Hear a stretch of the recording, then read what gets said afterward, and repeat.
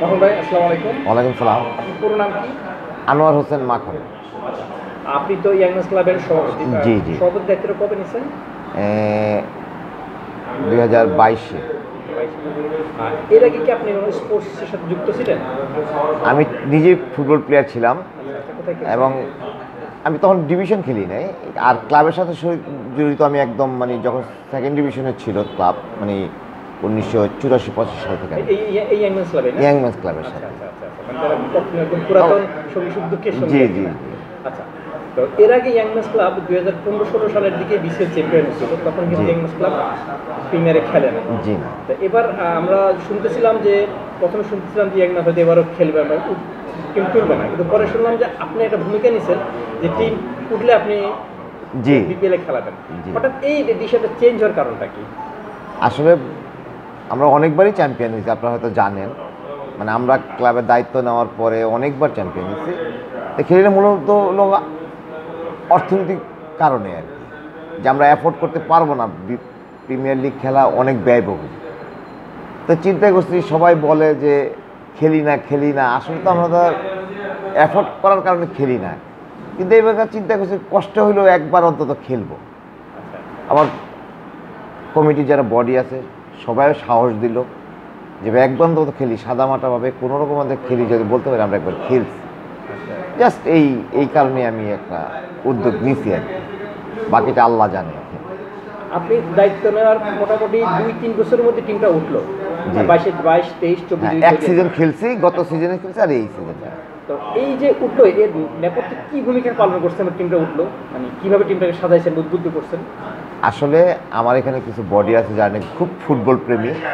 আমরা second division, third division প্রতিটা খেলা, আমার কিছু বডি প্রতিটা খেলাই দেখছে। দেখার পরে কিন্তু আমরা প্লেয়ার মার্কিং করছি, করার পর আর কিছু মফস্বল থেকে কিছু আর্ন করা প্লেয়ারকে এনে আমরা 1 মাস আগে ট্রেনিং দেওয়া শুরু করছি, আমরা প্র্যাকটিস শুরু করছি। আমরা ওই প্লেয়ারগুলো তৈরি করছি, যেমন রাফায়েল কোনো ডিভিশনও খেলেনি, ও খেলতো গোলকিপার। আমরা আইনা প্র্যাকটিস করায় ওর পারফরমেন্স দেখে আমরা তারাকে রিস্ক নিলাম যে মাঠে নামালাম, দেখলাম পারফরমেন্স ভালো। প্রথম 3-4 খেলা বোধ ওকে নামাইনি, তারপর পারফরমেন্স ভালো, যেই ছেলেকে দিয়ে আজকে আমি 13টা গোল আদায় করতে পারছি। এরকম অনেকগুলো প্লেয়ার আছে, প্রায় 50% প্লেয়ারই আমার একদম আনকরা, সেকেন্ড ডিভিশন, থার্ড ডিভিশন থেকে নেওয়া। এইগুলোকে আমি তৈরি করছি। আমার একটু ব্যয় বেশি হয়েছে, 10-12 লাখ টাকা বেশি ব্যয় হয়েছে। আমি সবার আগে প্র্যাকটিস শুরু করছি, আমি এগুলো তৈরি করছি, গরমের মধ্যে খেলার মতো তাদের স্ট্যামিনার তৈরি করছি। আমার কোচেরা, আমার যারা সহকারী আছে, টিম লিডার, টিম ম্যানেজার, এরা অক্লান্ত পরিশ্রমের ফসল। আমরা খুব ব্যয়, অন্যান্য টিমে আপনি যদি ওয়ান্ডার্স দেখেন, পিডাব্লিউ দেখেন, তাদের 3 ভাগের 1 ভাগ বাজেট আমার।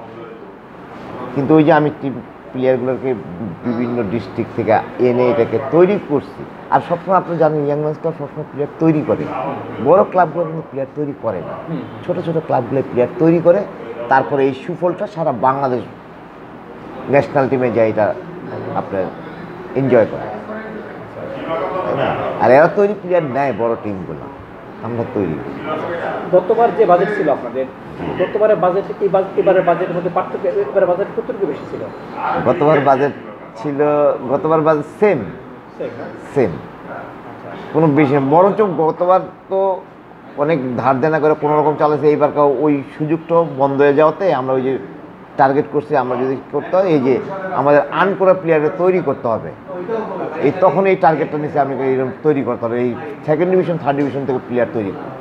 তা আমি আবার একটা টিম করে দিয়েছি যারা নাকি প্রতিটা ম্যাচ দেখছে, সকালবেলা ঢুকতো, একদম বিকেলবেলা বেরিত, প্রতিটা খেলা দেখে এরা প্লেয়ারগুলোর মার্কিং, কারণ এই প্লেয়ারগুলোর নক করছে যে তোমরা আসো। ওরা ডিভিশনের চ্যাম্পিয়ন্স লিগ খেলতে পারে, ওরাও উৎসাহ হয়েছে যে আমাদের চ্যাম্পিয়ন্স লিগ খেলাবে, আমরা তো সেকেন্ড ডিভিশন খেলি, থার্ড ডিভিশন খেলি। তখন ওদেরকে আমরা তৈরি করছি, আমরা দেখছি পারফরমেন্স ভালো, আমরা তাদেরকে ইয়ে করছি, এবং এরাই সাকসেস এনে দিচ্ছে আমাকে। আমাদের টোটাল 70 লাখ।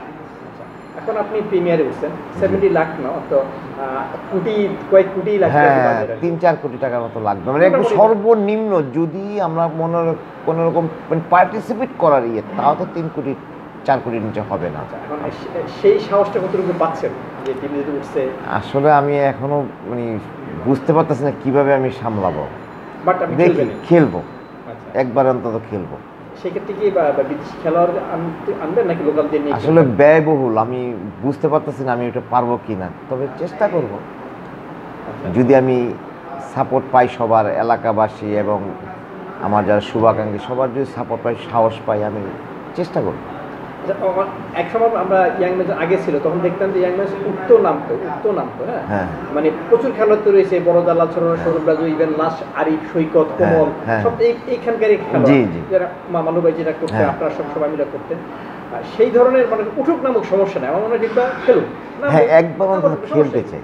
সমস্যা কি আসলে ওদের যারা বর্তমানে বিপিএল খেলে বেশিরভাগ টিমের আমাদের সাথে পার্থক্যটা ও ব্যবধানটা অনেক, অনেক ব্যবধান। এত ব্যবধান থাকাতে কোনো জিনিসের সামঞ্জস্যতা থাকে না। তারপর একটা শখ যে একবার অন্তত খেলছি, এটার জন্যই মূলত টাকা। বাকিটা আল্লাহ জানে আমরা কতটুকু কী করতে পারবো। যদি মনে করেন আপনার খেলোয়াড় নিয়ে বিপিএলে প্রথমবারে ভালো করে ফেলবেন, জি জি, হ্যাঁ, সেক্ষেত্রে নিশ্চয়ই মানে মধ্যবর্তী পরবর্তী দলগুলো আরো ভালো করার চেষ্টা করবে। হ্যাঁ, তা তো অবশ্যই, তা তো অবশ্যই।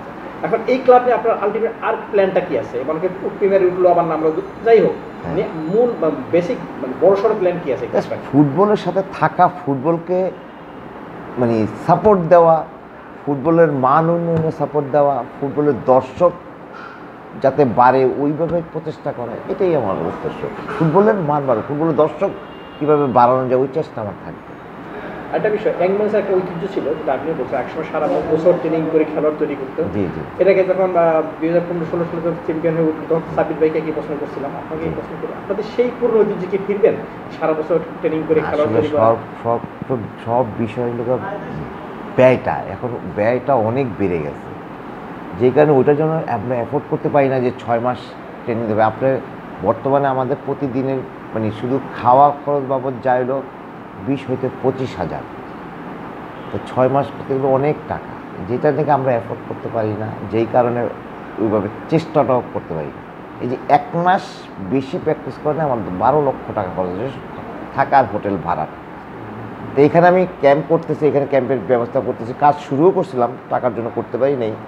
যদি ক্যাম্পটা আনতে পারি তো আমার ব্যয় অনেকটা কমে আসবে, হোটেলে যেই ব্যয়টা হয় ওটা কমে আসবে। উপরে ক্যাম্প করতেছি আর কি।